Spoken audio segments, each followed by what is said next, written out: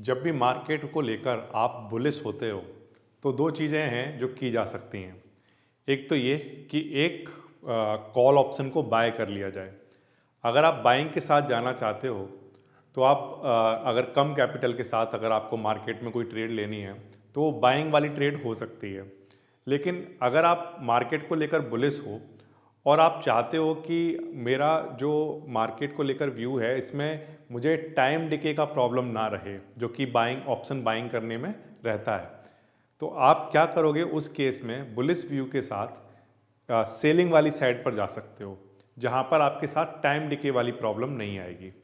एक बार फिर से, अगर आप कॉल ऑप्शन को बाय करते हो बुलिश व्यू में तो आपके साथ मेन प्रॉब्लम क्या रहती है कि आपका व्यू बुलिश ज़रूर है, लेकिन अगर मार्केट मूव नहीं किया तो आपका टाइम डिके की वजह से आपका प्रीमियम का लॉस होता रहेगा। इसीलिए आप चाहोगे कि एक ऐसी स्ट्रेटजी के बारे में बात की जाए जिस स्ट्रेटजी के अंदर ऑप्शन सेलिंग की बातें हों और लेकिन मार्केट का व्यू बुलिश ही हो, राइट। ऐसी स्ट्रेटजी का नाम होता है पुट को सेल करना, या मैं कहूँ पुट को शॉर्ट करना या पुट को राइट करना। जब आप पुट सेलिंग की बात करते हैं तो वहाँ पर टाइम डिके वाली प्रॉब्लम आपके साथ नहीं होती है, लेकिन एक चीज़ दूसरी प्रॉब्लम और है जो आपके साथ आ जाती है। वो क्या है कि जब आप एक कॉल ऑप्शन को बाय करने की बात कर रहे होते हैं बुलिश के केस में, तो वहाँ पर आपके जो प्रॉफिट के पोटेंशियल होते हैं वो अनलिमिटेड होते हैं और जो लॉस के पोटेंशियल होते हैं वो लिमिटेड होते हैं।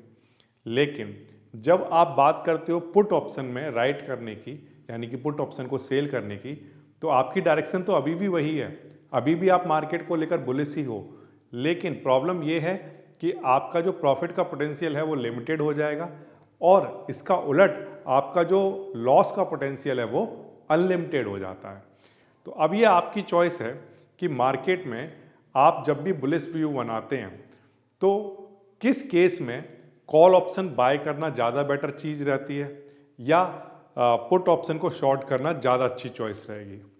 तो पुट ऑप्शन को शॉर्ट करने के लिए कौन कौन सी कंडीशन ऐसी हैं जहां पर पुट ऑप्शन बेस्ट वर्क करता है, कौन कौन सी सिचुएशन हमें ऑप्शन चेन में दिखाई देती हैं जिसके बाद हम ये डिसाइड कर सकते हैं कि पुट ऑप्शन को सेल करना ज़्यादा बेस्ट रहेगा, क्या टेक्निकल एनालिसिस की कंडीशंस होनी चाहिए जिसके बाद हम ये डिसाइड कर सकते हैं कि पुट ऑप्शन को सेल करना ज़्यादा ठीक रहेगा। इन्हीं सब की बातें होंगी आज की क्लास में। तो सबसे पहले तो हम लोग ये समझ लेते हैं कि जो पुट ऑप्शन को शॉर्ट करने की जब बात कर ही रहे हैं तो बेसिक उसकी डेफिनेशन है क्या, हम करते क्या हैं इसमें। तो आंसर है कि जब भी आप पुट ऑप्शन को शॉर्ट करते हो तो उसका मतलब ये होता है कि आपने एक पुट ऑप्शन को सेल किया, sell a put option expecting price to stay above the strike और राइज। तब आप ये एक्सपेक्ट करते हो कि आपने जिस स्ट्राइक को भी सेल किया है पुट ऑप्शन में या तो प्राइस वहीं पर रहे या प्राइस ऊपर की तरफ चला जाए, नीचे ना जाए, क्योंकि जब मार्केट में प्राइस ऊपर की तरफ जाएगा तब उस केस में आपके प्रॉफिट के पोटेंशियल मैक्स प्रॉफिट के पोटेंशियल बनेंगे, राइट। तो फिर से पुट शॉर्ट करने का क्या मीनिंग होता है, तो आंसर पुट शॉर्ट करने का मीनिंग होता है एक पुट ऑप्शन को सेल करना और फिर ये एक्सपेक्ट करना कि मार्केट या तो ऊपर की तरफ चला जाए, यानी कि हम बुलिश हैं मार्केट को लेकर, या मार्केट हमारी जिस स्ट्राइक पर सेलिंग हुई है वहीं पर बना रहे, ठीक है। अब क्योंकि सेलिंग की बात हो रही है तो हमें एक प्रीमियम अपफ्रंट रिसीव हो जाएगा, हमारे अकाउंट में क्रेडिट होगा, ठीक है। इतनी बात क्लियर है। ये तो बात हो गई कि शॉर्ट पुट होता क्या है। अब इसकी कुछ बेसिक कैरेक्टरिस्टिक की बातें कर लेते हैं। जैसे एग्जाम्पल के लिए मार्केट को लेकर व्यू कैसा होगा वो तो मैं आपको बता ही चुका हूँ कि आपका जब व्यू मार्केट को लेकर बुलिश हो या फिर बिल्कुल न्यूट्रल है कि मार्केट कुछ करेगा ही नहीं, तब उस केस में पुट ऑप्शन को शॉर्ट करना ज़्यादा बेटर रहेगा, ठीक है। मार्केट में जब भी आपने पुट को शॉर्ट किया तो आपका प्रॉफिट कितना हो सकता है, तो आंसर जितना हमने सेलिंग करके रिसीव किया है प्रीमियम उतना ही हो सकता है, उससे ज़्यादा नहीं हो सकता है। और सेलिंग वाली सारी स्ट्रेटजी में आप लोग ये पहले ही देख चुके हो कि सेलिंग के केस में जितना प्रीमियम हमें रिसीव हुआ उससे ज़्यादा का प्रॉफिट कभी भी नहीं हो सकता, that is the max profit. उससे कम हो सकता है, उससे ज़्यादा नहीं हो सकता। रिस्क की बात करें तो जब भी सेलिंग की बात आती है ऑप्शन सेलिंग के केस में, वहाँ पर एक लार्ज रिस्क ऑप्शन के केस में इन्वॉल्व रहता है। अब इसको मैं अनलिमिटेड तो नहीं कह सकता, क्योंकि कोई भी जो अंडरलाइंग है वो अगर क्रैश होना स्टार्ट होगी तो जीरो तक ही जा सकती है, उससे ज़्यादा तो जा नहीं सकती।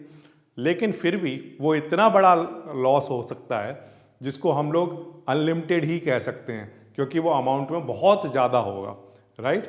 तो इसलिए जब भी आप पुट ऑप्शन को शॉर्ट करने की बात करते हो तो प्रॉफिट के पोटेंशियल लिमिटेड हैं, और अगर हम बात करें लॉस की या रिस्क की तो वो अनलिमिटेड हैं उस सेंस में, क्योंकि वो बहुत लार्ज हैं। ओके, नाउ टाइम डिके की बात करते हैं। टाइम डिके, अब क्योंकि ऑप्शन सेलिंग की बात हो रही है तो अब तक इतनी स्ट्रेटजी देखने के बाद आपको ये बात तो समझ आ गई होगी कि जब भी सेलिंग की बात होगी तो टाइम डिके हमारे फेवर में वर्क करेगा। तो यहाँ पर जो हमारा थीटा होगा वो कैसा होगा, तो आंसर पॉजिटिव होगा। अब क्योंकि थीटा पॉजिटिव है तो हर दिन हमें कुछ ना कुछ प्रीमियम हमारे पास क्रेडिट होता रहेगा। अगर आप एक पोजिशनल ट्रेडर हैं और थीटा आपके लिए क्योंकि वर्क कर रहा है तो हर दिन बायर को कुछ प्रीमियम का लॉस होगा जिसने आपसे बाय किया है, और आप क्योंकि सेलर हो आपके पास वही अमाउंट क्रेडिट होता रहेगा, राइट। तो थीटा जो है वो आपके लिए वर्क करेगा। लेकिन हम बात करें वोलाटिलिटी की, तो वोलाटिलिटी इस केस में, क्योंकि ऑप्शन सेलिंग की बातें हो रही हैं, ऑप्शन सेलिंग में किसी भी स्ट्रेटजी की बात करेंगे वोलाटिलिटी वहाँ पर नेगेटिव होगी। इस बात का मतलब ये है कि अगर वोलाटिलिटी राइज करती है, अगर मार्केट में बड़े बड़े मूव आते हैं आपकी अपोजिट डायरेक्शन में, तो उस केस में आपकी पोजीशन में एक बड़ा लॉस हो सकता है। मान लीजिए वोलाटिलिटी राइज होती है और मार्केट ऊपर की तरफ चला जाता है, तो वो तो आप चाहते ही थे, लेकिन अगर वोलाटिलिटी राइज होती है और मार्केट आपकी अपोजिट डायरेक्शन में चला जाता है तब आप उस केस में एक बड़े लॉस में होंगे। तो वोलाटिलिटी भी हमें हर्ट कर सकती है, तो इस बात को हमें ध्यान रखना है। तो ये बेसिक कैरेक्टरिस्टिक है। क्या क्या? पहला तो ये कि जब भी हम पुट को शॉर्ट करने की बात करेंगे तो मार्केट को लेकर हमारा जो व्यू है वो बुलिश होगा या न्यूट्रल होगा। दूसरी बात, प्रॉफिट लिमिटेड होगा, और अगर हम बात करें लॉस की तो वो अनलिमिटेड कहूँ या मैं उसको थोड़ी देर के लिए कहूँ कि वेरी लार्ज लॉस होने का संभावना वहाँ पर रहती है, हमेशा रहेगी। ठीक है, टाइम डिके हमारे फेवर में काम करेगा, वोलाटिलिटी हमारे अगेंस्ट काम करेगी अगर वो राइज कर गई। लेकिन एट द सेम टाइम इस बात को भी याद रखें कि अगर वोलाटिलिटी राइज नहीं करती है तो वो हमारे फेवर में काम कर रही होगी, करेक्ट। तो हम चाहते हैं कि टाइम डिके होता रहे, और दूसरा हम ये भी चाहेंगे कि वोलाटिलिटी जो है वो राइज ना हो, जैसी है वैसी ही बनी रहे या और ज़्यादा क्रश हो जाए, और ज़्यादा लो हो जाए। अगर वो और ज़्यादा लो हो जाएगी तो इसमें हमारे जो प्रॉफिट के पोटेंशियल हैं, प्रोबेबिलिटी हैं, वो बढ़ जाएंगी। ठीक है, so these are the basic characteristics. अब इसके बाद हम थोड़ा सा एक एग्जाम्पल सेटअप समझेंगे, सिर्फ एजुकेशनल पर्पज के लिए। मैं मार्केट का एक एग्जाम्पल लेता हूँ, ठीक है, किसी भी तरह की ये कोई रिकमेंडेशन नहीं है, सिर्फ एग्जाम्पल पर्पज, सिर्फ समझाने के लिए मैं मान के चलता हूँ कि सपोज करो एक अंडरलाइंग है कोई निफ्टी जिसका एटीएम है, सपोज करिए 25,000। ठीक है, तो मैंने माना क्योंकि मुझे पुट ऑप्शन को शॉर्ट करना है तो मैं, अब मेरे पास ऑप्शन क्या क्या हैं, तो आंसर है कि मेरे पास ऑप्शन ये है कि अगर मान लीजिए निफ्टी 25,000 पर है, राइट, और मैं पुट ऑप्शन को शॉर्ट करना है तो मैं out of the money put option में जा सकता हूँ, राइट। यहाँ पर बहुत सारी स्ट्राइक्स आपको देखने को मिल जाएंगी, जैसे कि एग्जांपल के लिए कहता हूँ 24,900, 24,800, इस तरह से हमें देखने को मिल जाएंगी। तो मैंने माना कि 24,500 के एक पुट ऑप्शन को हमने शॉर्ट कर दिया, शॉर्ट कर दिया मतलब सेल कर दिया, राइट कर दिया। ठीक है, इससे क्या होगा, तो मैंने ये माना कि जो 24,500 का जो पुट ऑप्शन है जिसको मैंने शॉर्ट किया उसका प्रीमियम, एग्जाम्पल पर्पज के लिए सिर्फ हमने मान लिया, एक हाइपोथेटिकल सिनारियो ले लिया कि 120 रुपीज़ का है।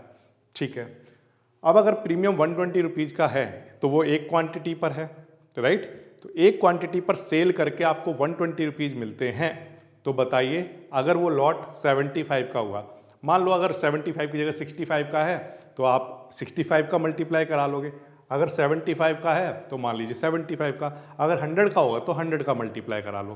तो मैक्स प्रॉफिट आपको कितना होगा, तो आंसर है आपको एक लॉट अगर आपने सेल किया है तो एक लॉट में जितनी क्वांटिटी है multiply by 120, that is the maximum profit. तो कराइए, तो यहाँ पर प्रीमियम कितना रिसीव हो जाएगा, तो मैंने माना कि एक लॉट में 75 क्वांटिटी हैं, ठीक है, वो कुछ भी हो सकती हैं, 65 या इससे ज़्यादा या कम। अभी सिर्फ एग्जांपल और पर के लिए 75 ले लें, तो 75 का जब मल्टीप्लाई कराओगे 120 में तो ये अमाउंट आपको क्रेडिट हुआ 9000, राइट। तो यही आपका मैक्सिमम प्रॉफिट हो सकता है। अगर मार्केट आपके अगेंस्ट जाएगा तो ये जो अमाउंट है ये कम होना स्टार्ट हो जाएगा और अल्टीमेटली जीरो एंड लास्ट में आपको लॉस होना स्टार्ट हो जाएगा। लेकिन अगर मार्केट न्यूट्रल रहा या बुलिश रहा, यानी कि अपवर्ड डायरेक्शन में अगर ट्रेंड कर रहा होगा, तो यहाँ पर जो मैक्स प्रॉफिट है वो इस अमाउंट के इक्वल आपको मिल जाएगा। ये क्लियर हुई बात आपको? तो ये तो एग्जाम्पल हो गया कि मैक्स प्रॉफिट कितना हो सकता है, और ये एक एग्जाम्पल सेटअप हो गया इसका, ठीक है। अब बात करते हैं ब्रेक इवन की। तो ब्रेक इवन बहुत ही इंपॉर्टेंट कॉन्सेप्ट है, इसको समझना बहुत ज़रूरी है, क्योंकि ये वो पॉइंट होगा जिसके बाद आपको लॉस होना स्टार्ट होगा, राइट। तो वो कैसे निकालेंगे? तो आंसर है, जिस भी स्ट्राइक पर आपने सेलिंग की है और जितना आपने एक क्वांटिटी पर प्रीमियम रिसीव किया है, उस प्रीमियम को उस क्वांटिटी में से माइनस करा दो। एग्जाम्पल के लिए, अगर आपने पुट ऑप्शन यहाँ पर शॉर्ट किया है तो इसमें से 120 माइनस करा दो। अगर आपने यहाँ पर कहीं किया है तो जिस भी स्ट्राइक पर किया है उसी प्रीमियम को उसमें से क्या कर दो, माइनस करा दो। तो आपके पास क्या निकल कर आ जाएगा? ब्रेक इवन पॉइंट निकल कर आ जाएगा, ठीक है। तो इसका मतलब ये वो स्ट्राइक आ गई जिस स्ट्राइक के बाद आपको क्या होना स्टार्ट हो जाएगा? लॉस होना स्टार्ट हो जाएगा, ठीक है। तो 24,500 ये है, और यहाँ पर इधर कहीं रहा होगा 24,380, ये आपका क्या आ गया? ब्रेक इवन पॉइंट, ठीक है। तो अब इस केस में क्या होगा? तो आंसर है कि ये एट द मनी है, ओके। इस केस में अगर मार्केट यहाँ पर ऊपर कहीं पर भी रहता है तो ये जो मैक्स प्रॉफिट है ये हमें पूरा मिलेगा, राइट। अगर सपोज करिए 25,000 पर रहता है, जहाँ पर जो एट द मनी है, राइट, वहाँ पर भी हमें क्या होगा? कंप्लीट प्रॉफिट मिलेगा, राइट। अच्छा, इसके बाद अगर हम बात करें मार्केट इधर की तरफ आता है, यहाँ पर सेलिंग हमारी यहाँ है, अगर मार्केट इधर की तरफ आ जाता है यहाँ पर, ठीक है, तब भी हमारे मैक्स प्रॉफिट के सिनारियो ही बना रहेगा। लेकिन अगर मार्केट हमारी जो स्ट्राइक थी उससे नीचे की तरफ जाना स्टार्ट होता है तो ब्रेक इवन तक जाते जाते जो प्रॉफिट है वो क्या हो चुका होगा? जीरो हो चुका होगा, और फिर इसके बाद लॉस के सिनारियो बनेंगे, ठीक है। तो इसका जो ग्राफ है वो तो बहुत ही सिंपल सा ग्राफ होता होगा। जो भी स्ट्राइक है उस स्ट्राइक के बाद सब कुछ मैक्स प्रॉफिट, और स्ट्राइक से लेकर ब्रेक इवन तक प्रॉफिट कम होना स्टार्ट होता होगा, राइट, और फिर अल्टीमेटली किस में कन्वर्ट हो जाता होगा? लॉस में कन्वर्ट हो जाता होगा, करेक्ट। लॉस यहाँ पर क्योंकि बड़ा लॉस हो सकता है, तो यहाँ पर अगर ग्राफ को अगर मैं बनाने की कोशिश करूँ तो कैसा दिखता होगा? तो आंसर है, जो भी स्ट्राइक आपने चूज की थी, कौन सी स्ट्राइक हमने चूज की थी? हमने मान लीजिए चूज किया एग्जाम्पल के लिए 24,500, ये आउट ऑफ द मनी की एक स्ट्राइक थी। तो इस स्ट्राइक से आगे कहीं पर भी मार्केट एक्सपायर हुआ, इस बात को ध्यान रखना कि हमने ये माना था कि एट द मनी जो है वो कितना है? 25,000, राइट। तो अगर मार्केट ऊपर जा रहा है तो भी हमारे फेवर में है, मार्केट अगर एट द मनी पर ही एक्सपायर हो जाता है तब भी हमारे फेवर में है। एंड एक और ज़रूरी चीज़ कि अगर मार्केट हमारी अपोजिट डायरेक्शन में भी चलना स्टार्ट हो जाता है तब भी इस केस में भी हमारे पास क्या रहेगा? मैक्स प्रॉफिट का पोटेंशियल बना रहेगा जिस स्ट्राइक को हमने सेल किया है वहाँ तक। और फिर इसके बाद एक और ज़रूरी चीज़ कि ऐसा नहीं है कि इसके बाद आपको सीधा लॉस होना स्टार्ट होगा, नो, इसके बाद आपको ब्रेक इवन तक आपके जो प्रॉफिट का पोटेंशियल जो कि मैक्स था वो अब मैक्स ना रहकर मैक्स प्रॉफिट से कम होना स्टार्ट हो जाएगा, और अल्टीमेटली ब्रेक इवन तक आते आते जीरो हो जाएगा, जो कि आपका ब्रेक इवन था 24,380। इसके बाद आपको लॉस होना स्टार्ट होगा। अब क्योंकि ये पुट को शॉर्ट होने की बातें चल रही हैं तो कोई अंडरलाइंग अगर गिरना स्टार्ट होगी तो वो मैक्स जीरो ही हो सकती है। तो यहाँ पर लॉस भी एक कैलकुलेटेड लॉस हो सकता है ना। ऐसा नहीं है, इसको अनलिमिटेड नहीं कह सकते आप, क्योंकि कोई भी अंडरलाइंग जीरो तक ही जा सकती है, तो एक लिमिटेड लॉस है, बट वो लिमिटेड लॉस दरअसल एक बड़ा लॉस है, तो इसलिए आप उस सेंस में उसको अनलिमिटेड कहना चाहो तो कह सकते हो, ठीक है। इतनी बात आ गई आपको समझ। तो ग्राफ बहुत आसान है इसका, ठीक है, ग्राफ भी क्लियर है। तो when short put works best, तो आंसर है कि शॉर्ट पुट को शॉर्ट करने के बारे में हम तब सोचेंगे जब market stay above support, support से कहाँ पर हो? ऊपर हो, ठीक है, उसी से ऊपर रह रहा है। मतलब ये कि ये सपोज करो सपोर्ट है और ये सपोज करिए रेजिस्टेंस है। ठीक है, अब मार्केट क्या कर रहा है, यहाँ से आया नीचे, इसको टेस्ट किया, फिर ऊपर गया, फिर टेस्ट करने आया, फिर गया, फिर टेस्ट किया, बट इसको ब्रेक नहीं कर रहा है। सपोर्ट को क्या नहीं कर रहा है, ब्रेक नहीं कर रहा है, राइट। अगर ये सपोर्ट को ब्रेक नहीं कर रहा है तो इस बात का मतलब ये है कि वहाँ पर हैवी पुट ऑप्शन का ओपन इंटरेस्ट डेवलप हो रखा है, राइट। अब क्योंकि वहाँ पर ओपन इंटरेस्ट पुट वाली साइड का, पुट वाला राइटर बहुत सारा वहाँ पर सेल करके बैठा हुआ है, तो अगर ये टूटेगा तो उसका लॉस होगा, राइट। तो इससे पता चलता है कि मार्केट अब नीचे जाने वाला नहीं है। तो what is the next move, तो आंसर है कि जब मार्केट नीचे नहीं जा पाएगा तो फिर सेलर और बायर में जो फाइट होगी वो अब रेजिस्टेंस को टेस्ट करने की होगी, राइट। तो इसका मतलब मार्केट अपवर्ड डायरेक्शन में मूव करेगा और यही बुलिश वाली कैंडल बनेगी और हम यही चाहते हैं कि मार्केट में बुलिश कैंडल बने, जिससे कि मेरी स्ट्राइक से वो और भी दूर चला जाए। जैसे एग्जांपल के लिए मैंने आपको बोला कि अभी एट द मनी जो है वो 25,000 है, राइट। और मैंने out of the money, deep out of the money जाकर कहीं पर कुछ सेलिंग की हुई है पुट ऑप्शन में, राइट। इसको मैंने सेल किया हुआ है। तो अगर यहाँ पर ये रेजिस्टेंस को टेस्ट करने जाएगा, इस बात का मतलब है कि इसमें मूवमेंट यहाँ कहीं हो चुके होंगे और ये थोड़ा सा आगे बढ़ गया। जैसे एग्जांपल के लिए मैंने कहा कि 25,300 के आसपास, राइट। तो अब पहले तो ये मेरी जो स्ट्राइक थी उससे थोड़ा सा ही दूर था, बहुत ज़्यादा दूर नहीं। कितना दूर था, 500 पॉइंट दूर था। लेकिन क्योंकि ये सपोर्ट को ब्रेक नहीं कर पा रहा था तो अब ये कहाँ गया, ऊपर। उसको टेस्ट करने गया कि मैं रेजिस्टेंस को ब्रेक कर सकता हूँ या नहीं। तो ये फाइट यहाँ पर जो हो रही थी वो ऊपर पहुँच गई। अब इससे क्या फ़ायदा हुआ मुझे, तो अगर मैंने एक पुट ऑप्शन को यहाँ पर शॉर्ट किया है तो मैं 800 पॉइंट दूर आ चुका हूँ अब अपनी स्ट्राइक से, और मेरा अब जो मैक्स प्रॉफिट का जो जोन था वो और भी बड़ा आपको दिखाई दे रहा है।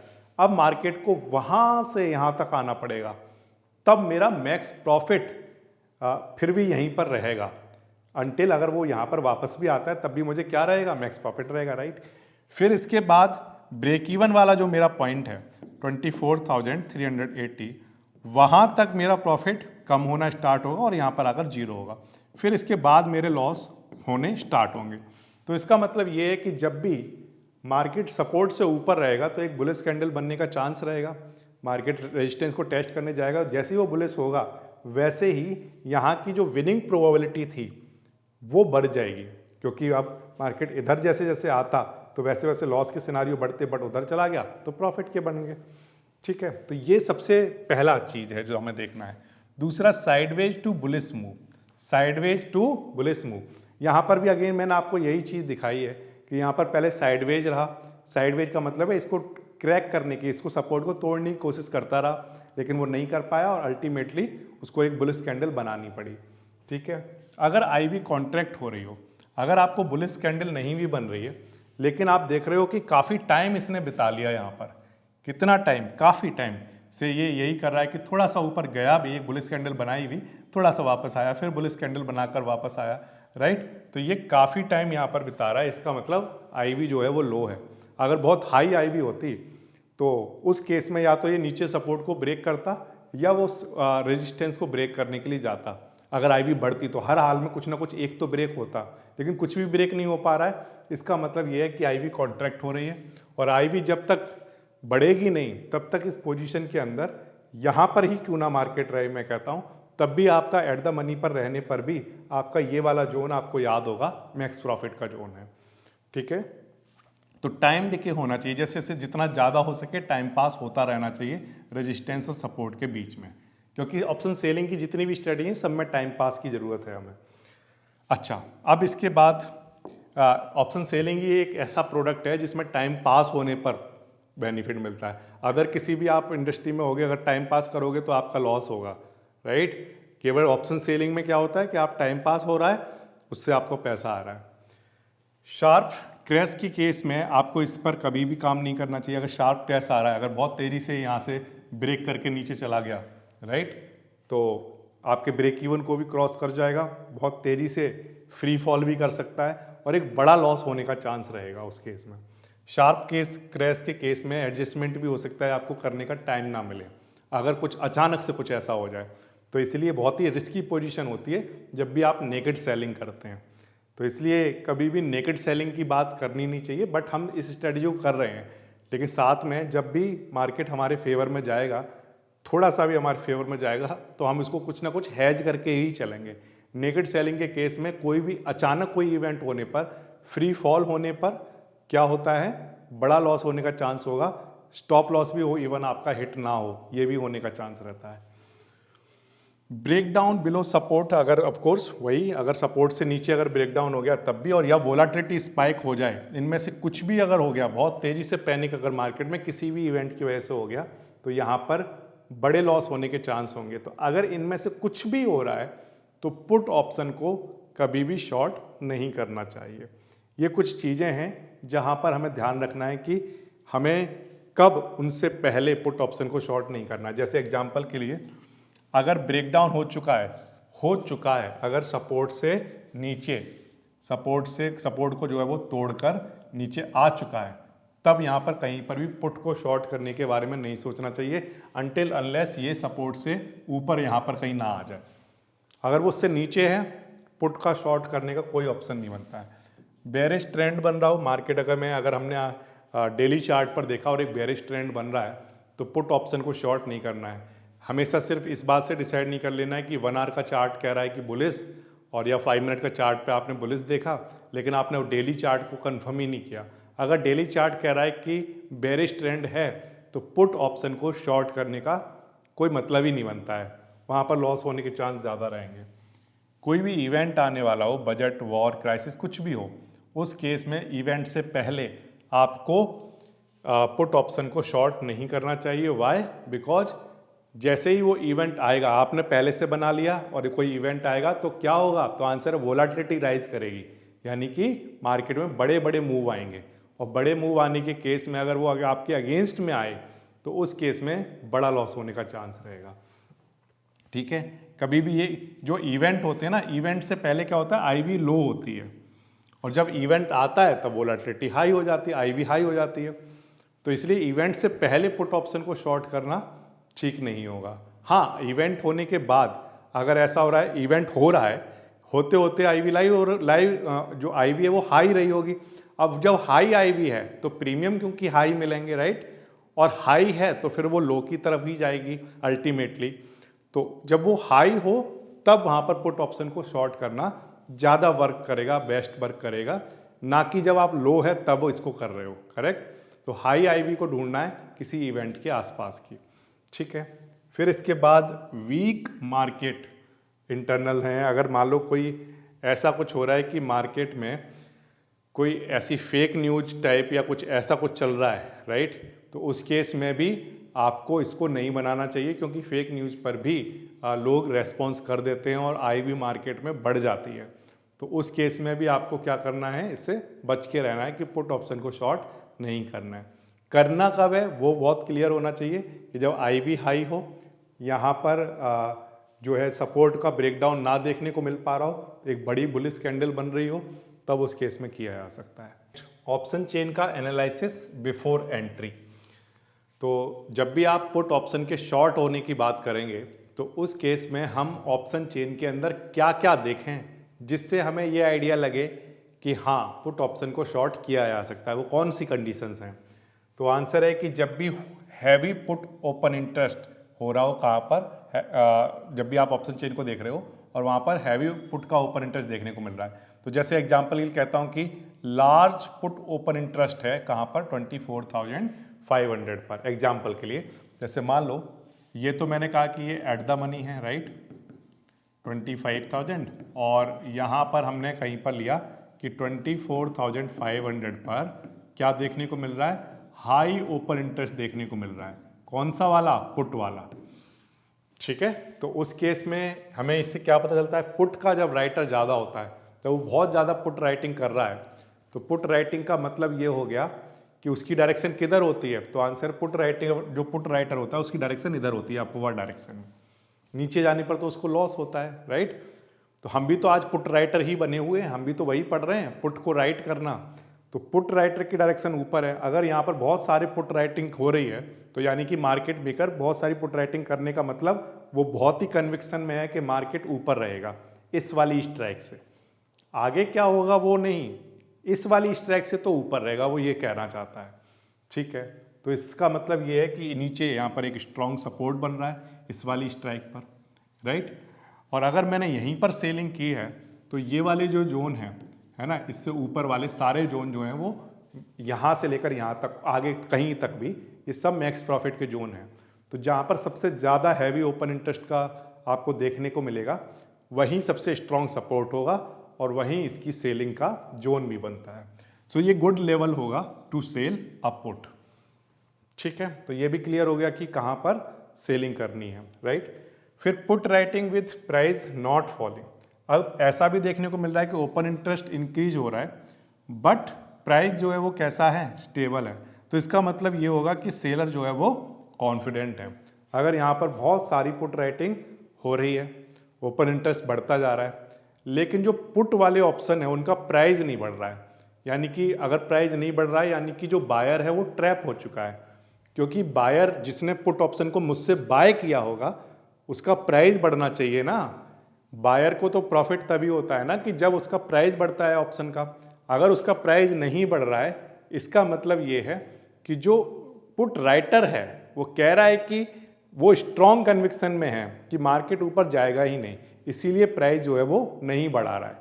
अगर वो अपना कन्विक्शन लूज करेगा तो पुट राइटर का प्राइस बढ़ेगा, यानी कि वो थोड़ा पीछे शिफ्ट होने की कोशिश करेगा, राइट। ये हमने पिछली क्लासों में भी डिस्कस किया है कि अगर वो यहाँ पर है तब तो ठीक है, अगर वो यहाँ से शिफ्ट हो रहा है तो इसका मतलब इस वाली स्ट्राइक पर उसका कॉन्फिडेंस लूज हो रहा है। लेकिन अगर यहाँ पर प्राइस बढ़ ही नहीं रहा है तो इसका मतलब उसका यहाँ पर कन्विक्शन बहुत स्ट्रांग है, पूरी तरह से कॉन्फिडेंट है, इसीलिए यहाँ पर प्राइस नहीं बढ़ रहा होगा। तो दो सिचुएशन हो गई, पहला ओपन इंटरेस्ट बढ़ रहा हो, बहुत ज़्यादा हैवी ओपन इंटरेस्ट दिख रहा है, अच्छी चीज़ है, यहाँ पर ऑप्शन इस पुट ऑप्शन को सेल किया जा सकता है। एक हो गया आपका। दूसरा कंफर्मेशन कहाँ से मिलेगा कि अगर यहाँ पर ओपन इंटरेस्ट बढ़ता जा रहा है लेकिन प्राइस ना बढ़ रहा हो, दो चीज़ें हो जाएंगी। और तीसरी चीज़ कि ये जो कॉल ऑप्शन वाला जो राइटर है अगर ये अपनी पोजीशन को शिफ्ट कर रहा है ऊपर की तरफ तो इससे ये पता चलता है कि मार्केट में अब एक बुलिश साइन मिल रहा है, क्योंकि कॉल ऑप्शन का जो राइटर है जो यहाँ कहीं मान लो बैठा हुआ है वो अगर ऊपर की तरफ शिफ्ट हो रहा है तो इसका मतलब उसका इन स्ट्राइक पर अब भरोसा नहीं रहा। वो कह रहा है कि अब इससे आगे वाली स्ट्राइक से मार्केट ऊपर नहीं जाएगा, फिर वहाँ से भी और ऊपर चला गया तो इसका मतलब उस स्ट्राइक से फिर से भरोसा उठ गया उसका, फिर वो और ऊपर जा रहा है। तो ये धीरे धीरे बुलिश ट्रेंड का साइन बनता है, right. At the same time हमें इस बात का भी ध्यान रखना है कि जहाँ पर ओपन इंटरेस्ट पुट का बहुत ज़्यादा बना हुआ है अगर वहाँ पर भी राइटर ये वाला शिफ्ट होने लग जाए नीचे की तरफ तो इसका मतलब उसका कॉन्फिडेंस इस स्ट्राइक से ख़त्म हो रहा है, तब उस केस में एक बेरिश साइन बनता है और तब पुट ऑप्शन का प्राइस बढ़ने लगता है, तब उस केस में बायर को बेनिफिट हो रहा होगा। तो इसलिए हमें हमेशा ये देखना है कि ये इंक्रीज हो रहा हो, प्राइस ना बढ़ रहा हो और ये यहाँ से यहाँ शिफ्ट ना हो रहा हो। ये तीन चीज़ें हैं जो मैंने यहाँ पर आपको बोला कि वो शिफ्ट ना हो रहा हो, राइट। तो ये तीन चीज़ें हैं जो कंफर्म करती हैं कि हाँ एक बुलिश ट्रेंड बना हुआ है और यहाँ पर पुट ऑप्शन को शॉर्ट किया जा सकता है। एट द सेम टाइम आप पीसीआर को भी चेक कर सकते हो कि अगर पुट, पीसीआर मतलब पुट और कॉल का रेशियो है ये, ठीक है, ठीक है। अब इस केस में पुट राइटर और कॉल राइटर में से कौन ज़्यादा होना चाहिए, तो आंसर है पुट राइटर ज़्यादा होना चाहिए। अगर पुट राइटर ज़्यादा है यानी न्यूमरेटर ज़्यादा है, न्यूमरेटर ज़्यादा है तो इसका जो आंसर है वो क्या आना चाहिए, तो आंसर है ग्रेटर देन 1। किससे ग्रेटर होना चाहिए, 1 से ग्रेटर होना चाहिए, ठीक है। तो अगर ऐसा है जैसे कि आपको 1.2, 1.3, 1.4, 1.5 ऐसा कुछ आंसर देखने को मिल रहा है पीसीआर का, इस बात का मतलब पुट राइटर ज़्यादा है as compared to call writer. इसका मतलब मार्केट मेकर आज कह रहा है कि मार्केट नीचे की तरफ ना जाकर ऊपर की तरफ जाएगा, तभी वो राइटिंग कर रहा होगा। अगर वो पुट राइटिंग कर रहा है तो इसका मतलब मार्केट नीचे नहीं जाएगा, अगर वो ज़्यादा कर रहा है। क्लियर है बात। अगर मार्केट अपोजिट डायरेक्शन में गया तो पुट राइटर ने, जिसने बहुत सारी पुट राइटिंग की रही हुई है, उसको बड़ा लॉस होगा अगर मार्केट क्रैश होना स्टार्ट हुआ, तो वो ऐसा कराएगा नहीं। इसीलिए हमें भी थोड़ा सा कॉन्फिडेंस आता है कि अगर मार्केट मेकर को अगर इतना कॉन्फिडेंस है तो फिर हम जो बिगनर है, जो छोटा ट्रेडर है, वो तो बिल्कुल कॉन्फिडेंस में आएगा कि हाँ अगर वो कर रहा है तो हम भी कर सकते हैं, राइट। तो ये देखना है कि पीसीआर की वैल्यू 1 से बड़ी होनी चाहिए, ठीक है। ये मैं आपको बता चुका हूँ कि अगर जो पुट का जो राइटर है वो अगर अपनी पोजीशन से नीचे की तरफ शिफ्ट होना स्टार्ट कर दे, तब उस केस में आपको जो सेलिंग है उसको क्या करना है, अवॉइड करना है, ठीक है। उस केस में पुट को शॉर्ट नहीं करना है। तो एक बार अगर मैं समराइज करूं तो समराइज बिल्कुल सिंपल सी बनेगी। क्या बनेगी? पहला, ओपन इंटरेस्ट पुट वाली साइड का ज़्यादा होना चाहिए। दूसरा, प्राइस वहाँ पर इंक्रीज नहीं होना चाहिए। तीसरा, वो पुट राइटर नीचे की तरफ शिफ्ट नहीं होना चाहिए। और चौथा, पीसीआर को देखकर ये सारी चीज़ें फटाफट से पता की जा सकती हैं। क्यों? अगर उसकी पीसीआर की वैल्यू 1 से ग्रेटर है। जितनी ज़्यादा ग्रेटर होगी उतना ही ज़्यादा स्ट्रॉन्ग कन्विक्शन बनेगा। टेक्निकल एनालिसिस, टेक्निकल एनालिसिस से कैसे कंफर्मेशन लेनी है? तो आंसर टेक्निकल एनालिसिस से कंफर्मेशन पुट को शॉर्ट करने की इस तरह से मिलेगी। सबसे पहले, बेस्ट शॉर्ट पुट एंट्री कब बनेगी? जब चार्ट पर हमें क्या दिखाई देगा? तो आंसर है कि यहाँ पर जो प्राइस था उसने चार्ट पर क्या किया, यहाँ पर आकर सपोर्ट ले लिया, ठीक है। फिर प्राइस ने ऊपर गया, बट अगली बार जब उसने सपोर्ट लिया तो इस सपोर्ट से थोड़ा ऊपर लिया। तो ये सपोर्ट जोन जो आपको दिख रहा है इसके कंपैरिजन में ये ऊपर है, ठीक है। और फिर इसके बाद प्राइस थोड़ा सा ऊपर गया, लेकिन अगेन वो नीचे आना स्टार्ट हुआ, फिर से उसने सपोर्ट लिया, बट वो सपोर्ट पिछले वाले सपोर्ट से थोड़ा सा ऊपर है या उसके इक्विवेलेंट भी हो सकता है। और फिर मार्केट में प्राइस ऊपर की तरफ जा रहा है। तो बेसिकली क्या हो रहा है, मार्केट नीचे जाने की कोशिश कर रहा है, बट वो उसको बार बार सपोर्ट जो है वो मिल जा रहा है, एक स्ट्रॉन्ग सपोर्ट मिल रहा है। तो जब इस तरह के सिनारियो आपको दिखाई देंगे, करेक्ट, तो उस केस में जो है वो बुलिश के सपोर्ट जोन होंगे, जैसे कि नियर मेजर सपोर्ट जोन, ये सपोर्ट जोन मेजर है, ठीक है। ट्रेंड लाइन की सपोर्ट भी देखने को मिल सकते हैं, हायर लो फॉर्मेशन हो रहे हों या रेंज बॉटम। इन सब चीज़ों का मीनिंग क्या है ये हालांकि हम पिछली क्लासों में देख चुके हैं, लेकिन फिर भी एक बार देखते हैं कि अगर मान लीजिए आपने एक सपोर्ट लाइन बनाई है, ठीक है, और मार्केट आकर उसको टेस्ट करता है, फिर जब अगली बार आता है तो वो वहाँ तक आया ही नहीं, अगली बार उस सपोर्ट तक आया ही नहीं, अब उसको एक नई जगह से सपोर्ट मिल गया और वो यहाँ से वापस गया, ठीक है। तो इसका मतलब हायर लो बना। जो ये वाला जो लो था ये क्या था? लो, राइट। इस लो के कंपैरिजन में जो नेक्स्ट लो बना वो कैसा था? हायर। तो अगर हायर लो बन गया, जैसा कि यहाँ देखने को मिला, ये लो था, उसके बाद नेक्स्ट लो ये बना, तो ये क्या बना? हमने कहा अगली वाला जो लो है वो पहले वाले के कंपैरिजन में कैसा है? हायर है। तो हायर लो अगर बन रहा होगा तो बुलिश ट्रेंड होगा, और ये जो सपोर्ट है यही फिर क्या बन गया? हमारी एंट्री बन गया। यानी कि यहीं पर पुट ऑप्शन को क्या किया जा सकता है? शॉर्ट किया जा सकता है, जहां पर भी सपोर्ट जोन बना पहला वाला। तो ये फिर इसके बाद क्योंकि उसे नए नए सपोर्ट मिलते रहेंगे तो फिर उसका वापस आना बहुत मुश्किल होगा। और वापस आना क्योंकि मुश्किल है, यही तो हम चाहते हैं कि उसको प्राइस नीचे ना जाए और उसको हर जगह बाहर सपोर्ट मिलता रहे। तो हमारे प्राइस हमारी स्ट्राइक से ऊपर अगर उससे जितने सपोर्ट मिलेंगे वो हमारे लिए उतना ही बढ़िया होगा। तो हमने कोई ट्रेंड लाइन भी मान लीजिए बनाई हुई है और उस ट्रेंड लाइन पर भी वो इस तरह से सपोर्ट ले रहा है, आता है, फिर अगली बार आता है, फिर कोशिश करता है, फिर कोशिश कर रहा है। तो हर बार कोशिश तो कर रहा है बट एक ट्रेंड लाइन को वो ब्रेक नहीं कर पा रहा, राइट।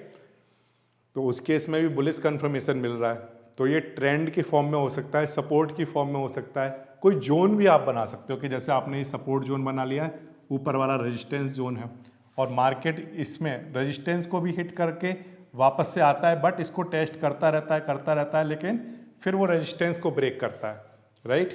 तो ये जोन से भी कंफर्मेशन मिलता है कि हाँ यहाँ पर पुट ऑप्शन को शॉर्ट किया जा सकता है। तो टेक्निकल एनालिसिस करते वक्त बिल्कुल सिंपल सा है। जब भी कोई ऐसी स्ट्रेटजी आप पढ़ रहे थे, जैसे आपने कॉल वाला पढ़ा था, तो कॉल वाले में आप यही सारी बातें रेजिस्टेंस के लिए कर रहे थे कि स्ट्रॉन्ग रेजिस्टेंस चाहिए। यहाँ पर इसका जस्ट उल्टा कर रहे हो, यहाँ पर सपोर्ट आप कह रहे हो कि स्ट्रॉन्ग चाहिए, सिंपल है।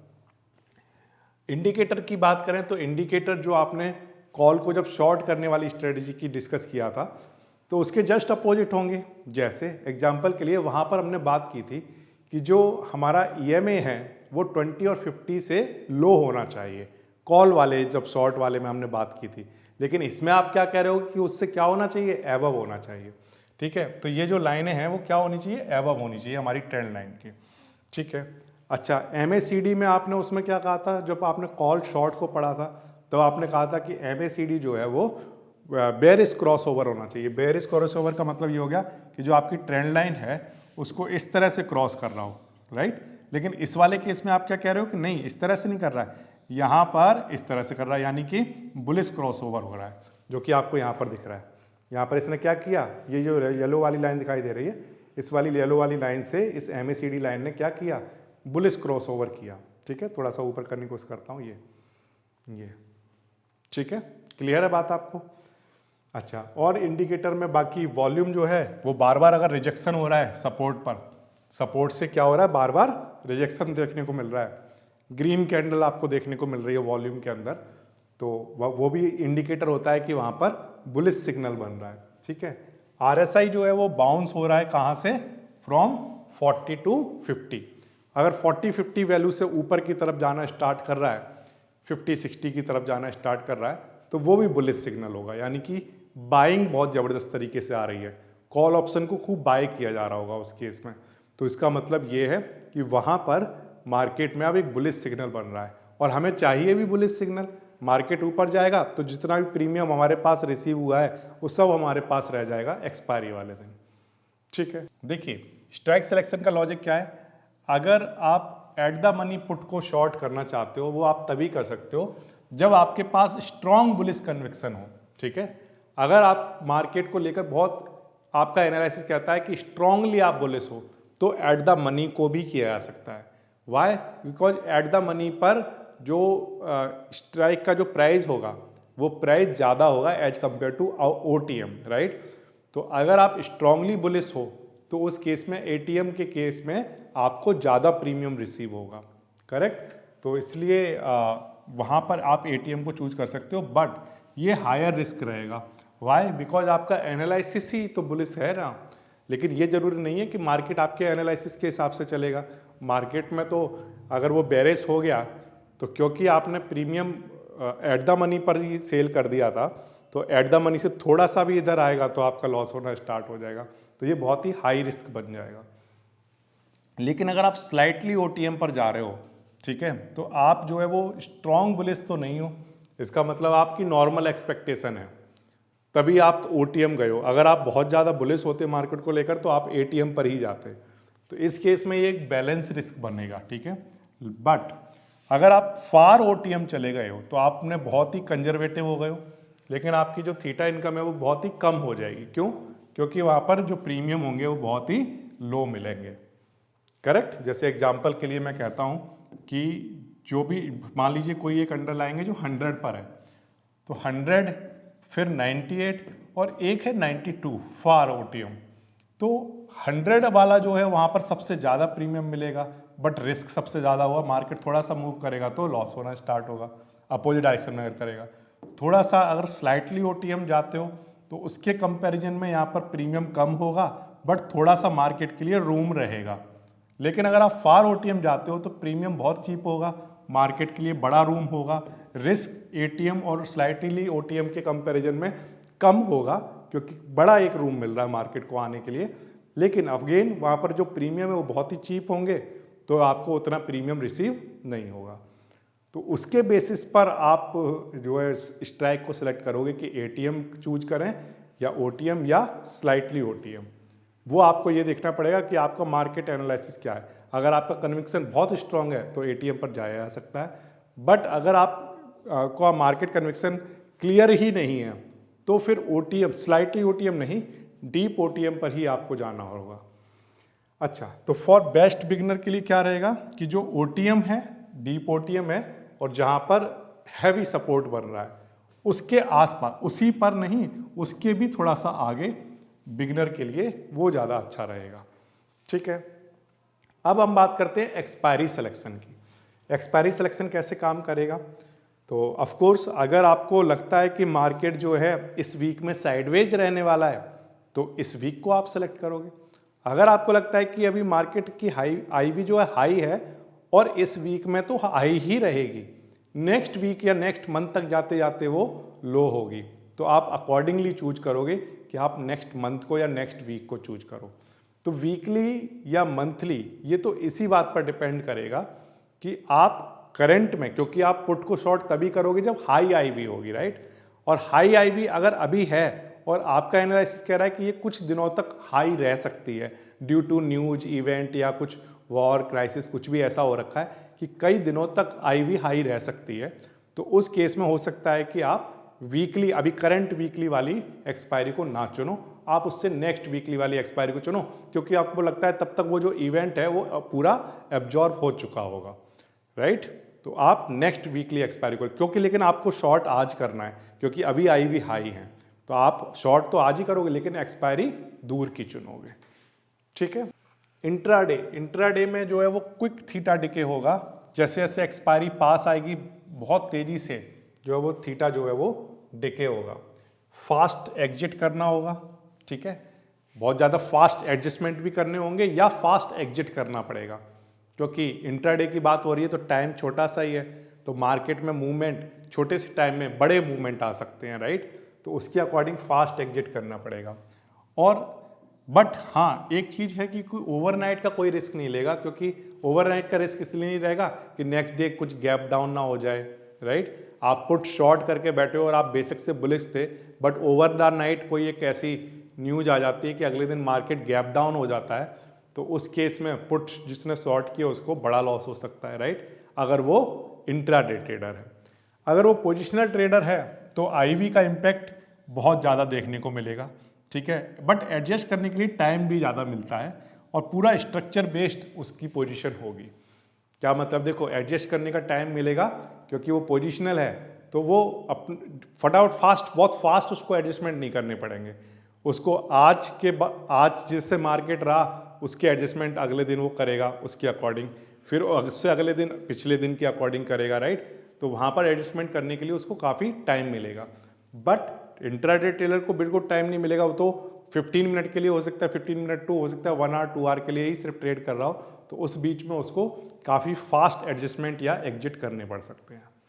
साइकोलॉजी चैलेंज भी बहुत ज़्यादा देखने को मिलता है कि लोग जनरली बिगनर्स जो होते हैं वो एवरेजिंग करना स्टार्ट कर देते हैं लूजर वाली साइड को, या जो क्रैश का रिस्क है उसको पूरी तरह से इग्नोर करते हैं और एक होप के साथ रहते हैं कि नहीं मार्केट में क्रैश नहीं आ सकता, मार्केट बहुत तेज़ी से फ्री फ्लो कर ही नहीं सकता। तो ये जो होप है ना, ये जो साइकोलॉजी है, इसी की वजह से जो शॉर्ट का जो पुट ट्रेडर है वो बहुत ज़्यादा सफ़र करता है। फिर इसके बाद एक और ज़रूरी चीज़ हो जाती है कि जब भी हम मार्केट में ना ओवर कॉन्फिडेंस हो जाते हैं सपोर्ट को लेकर कि हाँ ओपन इंटरेस्ट बहुत तेज़ी से डेवलप हो रहा है, सही है, प्राइस भी देख रहे हैं कि अभी नहीं बढ़ रहा है, लेकिन अगर हम बहुत ज़्यादा ओवर कॉन्फिडेंस, एक तो होता है कि कॉन्फिडेंट है कि बहुत स्ट्रॉन्ग सपोर्ट है और इसको आसानी से ब्रेक नहीं होगा, लेकिन अगर हम पूरी तरह से ये मान लें कि ये तो ब्रेक हो ही नहीं सकता, तो मार्केट में आपको कभी भी कुछ भी देखने को मिल सकता है, चाहे आपका एनालिसिस, चाहे आपका ऑप्शन चेन का एनालिसिस कितना भी स्ट्रॉन्ग आपने कर लिया हो, लेकिन कुछ चीज़ें हैं जो आपको कभी भी एकदम चौंका सकती है, मार्केट के अंदर हैरान कर सकती है कि ये कैसे हो गया, क्योंकि वो डिपेंड करता है इस बात पर कि वहाँ पर मार्केट मेकर ट्रैप हो रखा था या कोई एक ऐसा इवेंट या न्यूज बन गई थी अचानक से। उस केस में अचानक से आपको कोई ऐसी चीज़ भी देखने को मिल सकती है, आप सोचोगे कि स्ट्रॉन्ग था पुट का ओपन इंटरेस्ट, फिर भी ये मार्केट ब्रेक कैसे हो गया, तो वो हो सकता है। वो डिपेंड करता है इवेंट पर, वो डिपेंड करता है कि क्या मार्केट मेकर बायर की साइड में आ गया था। अगर वो बायर की साइड में आ गया तो फिर अगेन वो मार्केट में अपोजिट डायरेक्शन में ले जाने की कोशिश करेगा, क्योंकि ये दो मार्केट मेकर के बीच की लड़ाई है ना, एक ही मार्केट मेकर थोड़ी, अगर दूसरा वाला हावी हो गया तो वो तो इसको हरा ही सकता है ना किसी भी टाइम, रिटेलर नहीं कर सकता बट दो मार्केट मेकर तो आपस में कर ही सकते हैं। Freezing in panic sell off, ये पैनिक सेल ऑफ तो बहुत जनरली ये एक बड़ी प्रॉब्लम है कि पैनिक सेल होना स्टार्ट हो जाता है, थोड़ा सा भी लॉस दिखना स्टार्ट हुआ सेल कर दिया, लेकिन थोड़ा सा प्रॉफिट हुआ तो वो कभी बुक नहीं करते हैं, वो क्या करते हैं वेट करते हैं कि और बढ़ेगा और बढ़ेगा और बढ़ेगा, तो जो ग्रीड वाला जो होता है पार्ट, उस पार्ट के चक्कर में वो जो प्रॉफिट आया था वो भी चला जाता है और फिर वो अल्टीमेटली लॉस में निकलता है। तो लॉस जब होता है तो वो क्या करते हैं, बहुत पैनिक में सेलिंग करना भी स्टार्ट करते हैं, राइट। तो ये 2-3 चीज़ें हैं, फियर, ग्रीड, ये साइकोलॉजी आपको हर जगह देखने को मिलेगी। लेकिन ये साइकोलॉजी सही कब होगी? ये सही तब होगी जब आपको उसके बारे में सब कुछ पता होगा कि अगर ये हुआ तो मैक्स क्या हो सकता है, वो आपके पास पहले से एक प्लान होना चाहिए। अगर वो प्लान है और आप उसी पर टिके हुए हो, उसी को एग्जीक्यूट कर रहे हो, तो पैनिक होने जैसी कोई चीज़ हो ही नहीं सकती। मार्केट में पैनिक सिर्फ वही हो सकता है जिसको जो अपने प्लान पर वर्क नहीं कर रहा है, तो तभी चीज़ें उसके हिसाब से नहीं जाएंगी, क्योंकि उसे पता ही नहीं अब क्या करना है, तो प्लान तो कुछ है ही नहीं, तो वो पैनिक करेगा। तो पैनिक, फियर, ग्रीड, ये सब कुछ, ना कोई टारगेट है, ना कोई कहना चाहिए कोई भी स्टॉप लॉस है, ना कुछ है, तो उस केस में तो पैनिक, ग्रीड, ये सब कुछ मार्केट के अंदर साइकोलॉजी के ये चैलेंज देखने को मिलते रहेंगे। रिस्क मैनेजमेंट के कुछ रूल्स हैं पुट को शॉर्ट करने पर, उसको थोड़ा समझ लो। Never sell naked put in the breakdown. अगर ब्रेकडाउन आपको होता हुआ दिख भी गया है और आपने सपोज करो स्टॉप लॉस नहीं भी लगा रखा है, तो अगर यहाँ पर ब्रेकडाउन होता हुआ दिखा तो इवन फिर आपको चाहे ये भी एनालिसिस आपका कह रहा हो कि ये वापस से रिवर्स होगा, लेकिन फिर भी स्टिल आपको क्या कर लेना चाहिए, हेज कर लेना चाहिए। हेज कैसे किया जाएगा? तो आंसर है एक पुट ऑप्शन को बाय करके, या डिपेंड करता है कौन सी स्टडी की बात हो रही है, वो अकॉर्डिंगली आप क्या कर सकते हो उसको हेज। मैं अभी आगे जाकर वीडियो में बताऊंगा कि किस तरह से हेजिंग की जाएगी अगर मार्केट ब्रेकडाउन हो जाता है तो। फिर avoid selling before major negative event, है ना। अगर सेलिंग आप कर रहे हो जब कोई मेजर इवेंट आने वाला हो तब आप सेलिंग कर रहे हो, तब उस केस में भी आपको लॉस होने के चांस रहेंगे, तो उसको भी अवॉइड करना है, ठीक है। Keep margin buffer. हमेशा ये बात ध्यान रखना कि जब ऑप्शन सेलिंग की बात आती है तो उस केस में आपके पास एक मार्जिन होता है, राइट, जिससे आप ट्रेड को लेते हो, और एक मार्जिन रहता है जो आपके अकाउंट में बैलेंस रहता है, राइट। तो अगर आपको लॉस होना स्टार्ट होता है और आपके पास अगर मार्जिन कॉल आ जाती है कि आपको एक इतना अमाउंट सफिशिएंट रखना पड़ेगा अपने अकाउंट में और वो नहीं है, तो ब्रोकर आपकी साइड से आपके बिहाफ पर उस ऑप्शन को सेल कर देगा किसी भी टाइम पर, किसी भी स्ट्राइक पर, किसी भी कितने भी लॉस पर। तो हमेशा ये बात ध्यान रखना कि जितना आप ऑप्शन सेलिंग के लिए आपके पास अमाउंट ट्रेडिंग में लगा रहे हो, एट द सेम टाइम उतना ही अमाउंट वो आपके पास होना चाहिए बैलेंस में, जिससे कि लॉस के केस में आपका ब्रोकर आपकी पोजीशन को एग्जिट ना कर दे, आप अपने हिसाब से उसको कर पाओ। देखिए, अब हम बात करेंगे कि ग्रीक्स के बिहेवियर किस तरह के होंगे। तो अब क्योंकि आपने कई सारी स्ट्रेटजी पहले से पढ़ी हैं और आप सीरीज 1 भी फॉलो कर कर आए हो, तो आपको पता है कि ऑप्शन सेलिंग के केस में ग्रीक्स के बिहेवियर किस तरह के होंगे।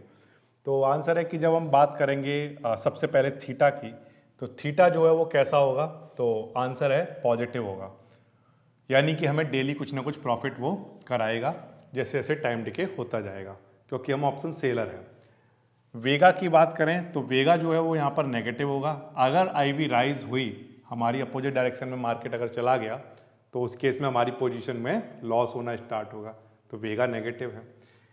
ऑप्शन सेलिंग के केस में जो सबसे बड़ा जो रिस्क होता है वो गामा का होता है, कि अगर गामा ब्लास्ट हुआ हमारी अपोजिट डायरेक्शन में, हमारी डायरेक्शन में नहीं गया, किसी अपोजिट डायरेक्शन में अगर गामा ब्लास्ट हो गया, यानी कि मार्केट क्रैश कर गया, अगर आपने पुट शॉर्ट किया है तो उस केस में एक बड़ा लॉस होने का चांस बनता है। तो जो सबसे बड़ा एनिमी है वो आपका कौन है, गामा। यही आपके डेल्टा को क्या करता है, यही आपके डेल्टा को पुश करेगा और बहुत तेजी से आपके प्रीमियम को बढ़ा देगा। तो जो ऑप्शन सेलर है वो प्रीमियम को बढ़ाना नहीं चाहता है, वो चाहता है कि मैंने 300 पे सेल किया तो 300 से फिर वो 250 रह जाए, 200 हो जाए, फिर वो अल्टीमेटली 0 हो जाए, यानी कि वो वर्थलेस एक्सपायर हो जाए। लेकिन गामा क्या करेगा, डेल्टा को बढ़ाएगा और डेल्टा क्या करेगा, प्रीमियम को बढ़ाएगा, राइट। तो ये रिस्क हमेशा बना रहता है। तो मोर और लेस अगर आप देखोगे तो ऑप्शन सेलिंग के केस में जनरली जो ग्रीक के बिहेवियर है वो सब जगह आपको सेम ही देखने को मिलेंगे। अब लेकिन क्योंकि आपने पुट ऑप्शन को शॉर्ट किया है, तो इसका जो डेल्टा है वो नेगेटिव ना होकर कैसा होगा, पॉजिटिव होगा, क्योंकि जब आपने पुट ऑप्शन शॉर्ट करते हो, जब आप बाय करते हो तब तो वो नेगेटिव होता है डेल्टा, ध्यान रखना। लेकिन आप पुट ऑप्शन के सेलर हो तो आपके लिए डेल्टा कैसा होगा, पॉजिटिव होगा। तो ये बिल्कुल वैसे ही काम करेगा जैसे कॉल ऑप्शन की बाइंग वाला काम करता है। कॉल ऑप्शन की बाइंग में भी हम बुलिश होते हैं और पुट ऑप्शन को शॉर्ट करने पर भी हम बुलिश होते हैं। कॉल ऑप्शन की बाइंग में भी डेल्टा पॉजिटिव होता है, सिमिलरली वहां पर पुट ऑप्शन को शॉर्ट करने में भी डेल्टा पॉजिटिव होता है। ठीक है, तो ग्रीक्स के बिहेवियर इस तरह से रहेंगे।